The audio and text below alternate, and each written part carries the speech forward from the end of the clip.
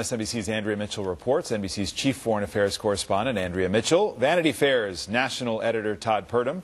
Former congressman from Tennessee and the author of the new book, More Davids Than Goliaths, Democrat Harold Ford.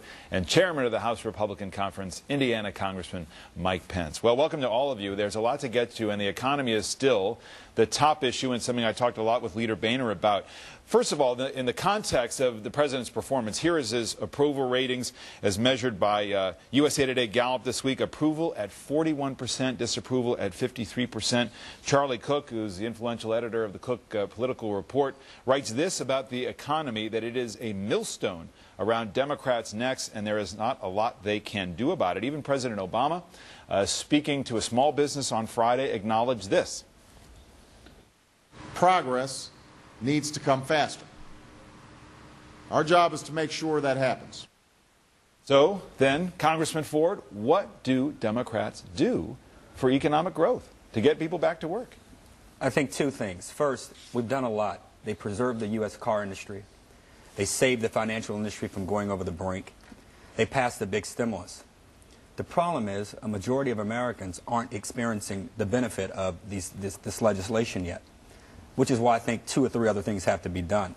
First, I'm a believer you have to extend some of the tax cuts. The middle-class tax cuts, probably the capital gains and dividend tax cuts, and you probably want to phase in the top rate increases for the wealthiest of Americans. Democrats often compare Warren Buffett, they take his language in support of reducing some of these taxes, and they compare him to everyone else. Someone making $251,000 a year is very different than Warren Buffett. I think we have to be sensitive to that. Two, provide more certainty around the regulatory structure. Broadband and power grids are going to be built out. These big companies with big chunks of cash need to know what the rules are going to be going forward. And three, I happen to think that the president ought to adopt some of the recommendations from his Deficit Reduction Commission. I heard Leader Boehner, evidently there's some Republican interest in raising the retirement age. Some of these things have to be put on the table. The American people expect it, and they continue to watch a Washington that is broken, that Todd wrote so well about. I think will hurt my party in the fall if we don't begin to do some of these things. Well, we're going to get to Todd's speech, but Congressman Pence, I mean, this is the tension that I got out with Leader Boehner. Republicans want more tax cuts.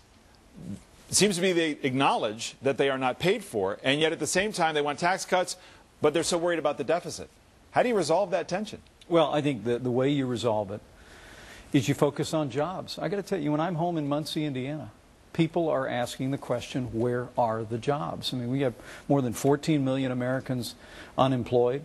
National unemployment is 9.5%. Clearly, the economic policies of this administration, however well-intentioned, have failed.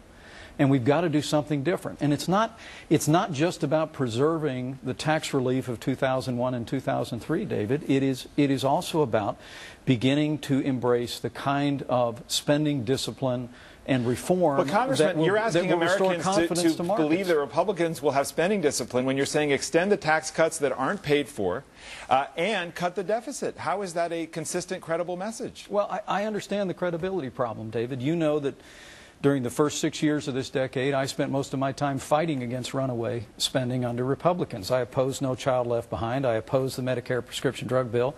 I opposed the Wall Street bailout.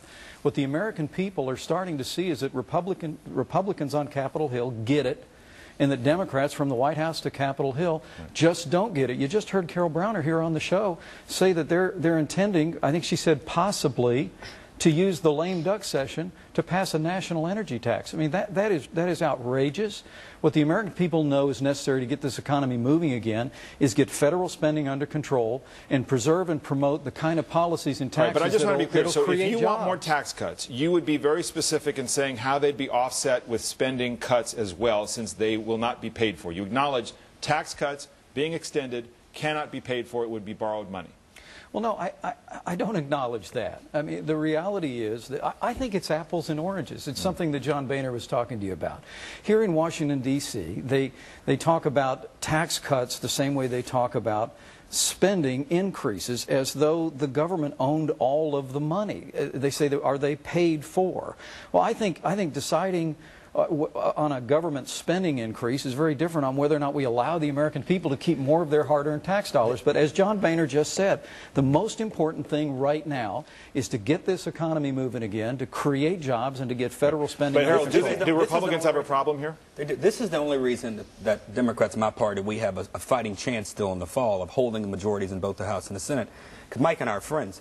But this argument is not credible. And I think most Americans will listen and say, well, you can't have A, B, C, and D and say you don't need B, C, and D. You got to either say you're going to cut taxes and find some spending cuts. I think we ought to reform long-term entitlement spending in the country. But you can't out of one side of your mouth say, yes, we're for tax cuts, but we're for spending discipline and we're for bringing down the debt. Everyone's got to have an adult conversation here, and that's not happening. Where I do agree with Mike is this: jobs is the issue. And if we find ourselves in late October, early November, when the polling places are getting ready to open and close, and people don't feel better about the economy, his party's in a pretty good position to win a lot of seats. Andrea Mitchell, bigger picture here beyond the tax debate. You had Secretary Geithner writing a New York Times editorial saying, look, we're on a path toward growth, and yet look at the battering that the president's getting over the fact that there are not jobs. And he's out there saying, look, we've got to show more progress faster. This is a big problem for Democrats. It's a big problem for Democrats because nothing is going to happen to really improve the jobs picture before November. It's just not going to happen. That's what we know from these latest data. So given that, he's got to go on the offense and make a credible political argument, and maybe an argument that goes beyond economics and just gets to, I mean, what the White House is saying is let's just beat up on George W. Bush. I'm not sure that's credible so many years after Bush left office, but they can talk about the inheritance, what they came into office with. And the problem that Congressman Ford identified is that all of the things that they accomplished are unpopular with most Americans.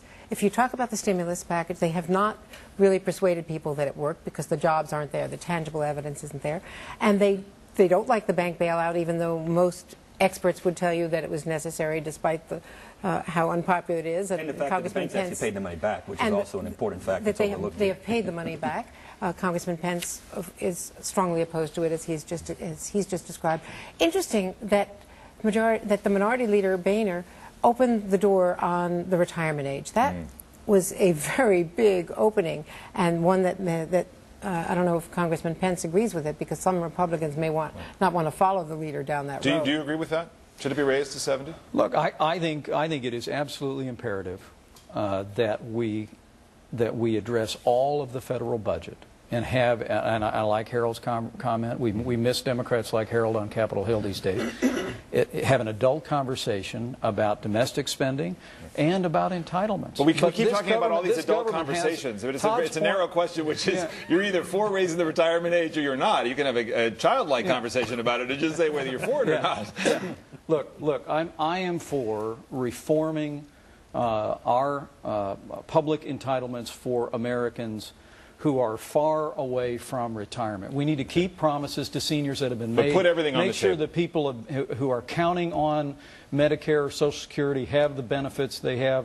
But for younger Americans, absolutely yes. Right, we ought to bring real reform for the sake of future generations of Americans to get spending under control. Todd Purdom, let me bring you into this. I want to get to your piece in just a moment. But, you know, what we're talking about a lot, whether there's a debt commission that talks about the tough choices that have to be made, is Washington in a position to make some of these really tough choices about taxes, about spending, about other ways to create jobs? Well, it would seem that not particularly. I mean, the Deficit Commission is a good example. That was appointed by President Obama because Congress refused to pass create a commission that would have binding power because of fears on the part of Republicans that it would lead to higher taxes, and on the part of Democrats that it would cut social programs. So the president appointed this advisory commission instead. And Al Simpson and Erskine Bowles are, taking hits that, that they've been working for the past 10 weeks. I saw Senator Simpson in Wyoming last week. He said he'd been here once a week for 10 weeks, And the notion that a group of sort of private citizens have to deal with this issue is a symptom of what's wrong, I think. Do you think, Congressman Pence, that a debt commission will have any teeth? On this program, I heard the head of the Senate Re-election Committee say, well, we want to wait before proposing spending cuts until we see the debt commission. You all have been around a long time. You know what you'd like to cut. You've been against spending for a long time. Do you have specific ideas of what you'd like to see cut to bring the deficit under control? Look, we've got some terrific people on the Republican side working on the debt commission, and they're working in good faith on it. But why the president opposed a debt commission that wouldn't report until after the election was a bit telling. I mean, the Republicans are not going to support an effort to use the debt commission as an excuse to raise taxes, to introduce a value-added tax. But let me get to the point. Todd wrote that provocative article in Vanity Fair about Washington being broken. He talked about the president's effort to transcend politics in Washington, and your reporting suggestion that the president made a concerted effort to reach out to Republicans early on.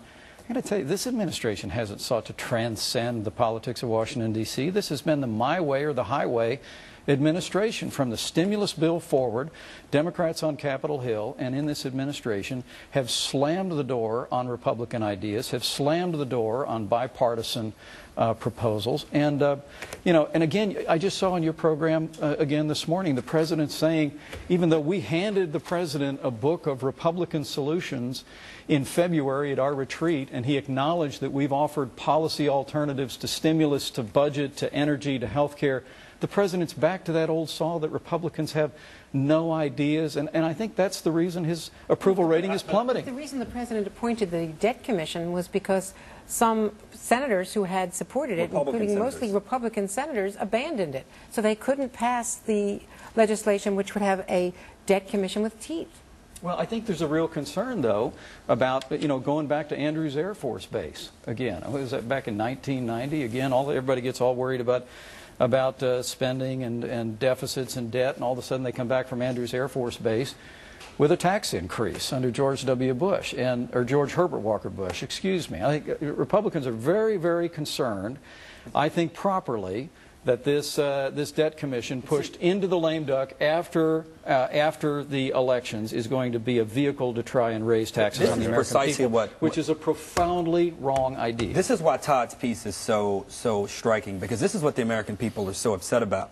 They hear all this insider talk about what you guys are doing, what these guys are doing, we're worried about them doing. They just want answers. If you're without a job, or you've taken a job where you're making less than you were making before, you just want leadership. Now, my party happens to be in the majority, and they will probably end up having to make a stronger defense than Republicans, but you guys have an obligation and a burden to lead as well. Right. To say the president hasn't reached out to Republicans is just not true. We took the public option out of the health care bill in order to win some Republican support. That didn't go very well. On energy, we've taken the cap and trade component out to win some Republican support because Republicans said they didn't want it in there. We all would agree there's a health care crisis and a health insurance crisis. Two, with regard to energy reform, the Democrats have taken out the cap and trade title in order to try to win Republican support. That still hasn't worked. The named person, the big Republican on the bill, Lindsey Graham, is not only not supporting it, he's now suggesting that we rescind the 14th Amendment, all in an effort to try to advance a political conversation. Let me get in here, because that's wrong. Here, without further ado, is actually a portion of the aforementioned Todd Purdom piece in Vanity Fair. This is the spread. You got a lot of buildup here, and now here's the payoff. So here's what you write. The modern presidency, Barack Obama's presidency, has become a job of such gargantuan size, speed, and complexity as to be all but unrecognizable to most of the previous chief executives. The sheer growth of the federal government, the paralysis of Congress, the systemic corruption brought on by lobbying, the trivialization of the news media have made today's Washington a depressing and dysfunctional place. They have shaped and at times hobbled the presidency itself. Well, I think that's probably, you know, almost stating the obvious at some level. One of the challenges of doing this piece was to find a way to get at some of these problems that are reflected in the daily news coverage, but not really explored. And I think, you know, the Obama top team all talks about the speed and the sort of velocity that happens here. You know, I covered the White House 15 years ago, and I confess that the origin of this piece is when I would go to the briefing early on in the Obama administration, the daily press briefing.